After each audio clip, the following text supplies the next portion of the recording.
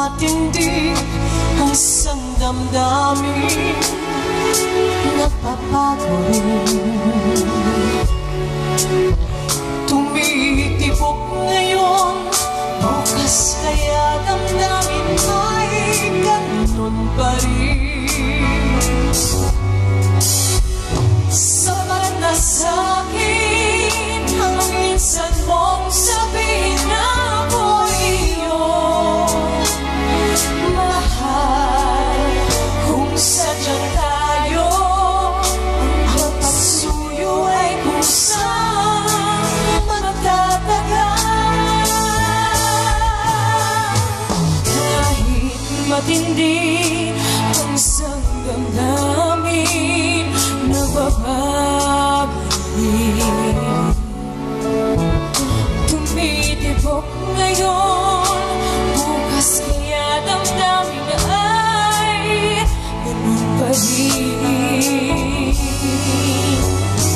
Sapat na sa'kin ang minsan mong sabihin na ako'y iyong mahal. Kung sadyang tayo ang pagsuyo ay kusang magtatagal. Sapat na sa'kin ang minsan mong sabihin na ako'y iyong mahal. Kung sadyang tayo ang pagsuyo ay kusang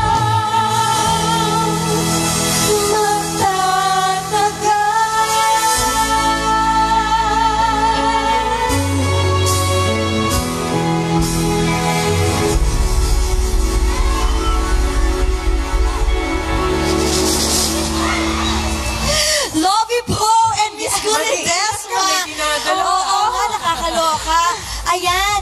At syempre si Miss Kulidesma ang kumanta ng original song ng Akin Pa Rin Ang Bukas. Yes, yes. Kaya I'm so thankful. Wait, isang dream come true ko po ito na makasama po sa stage, sa entablado, si Miss Kulidesma. Naman. Actually, pwede ko siyang anak, diba? Kasi exotic. No? Ang ganda-ganda ni Lovey.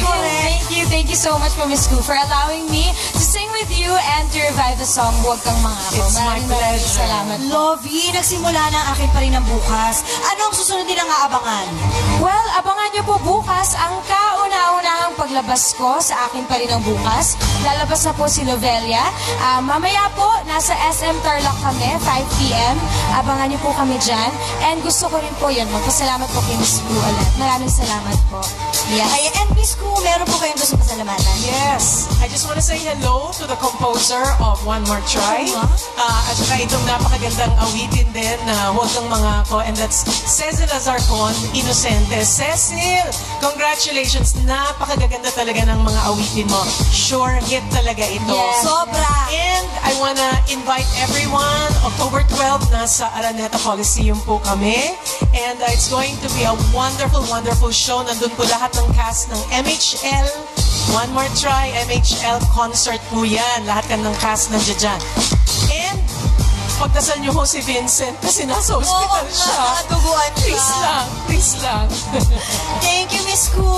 Thank you rin. And thank you, Lovey. Thank you so much. Yes. At eto na, now for this Kapuso Actress na susunod nating ipapakilala. 2013 has been a year full of blessings. Mula sa kanyang hit teleserye na My Husband's Lover, ngayon, isa na namang milestone sa kanyang career ang ating isa-celebrate. A primetime drama actress na ngayon ay, eto ha, grabe, isa na ring recording artist! Yes! Here is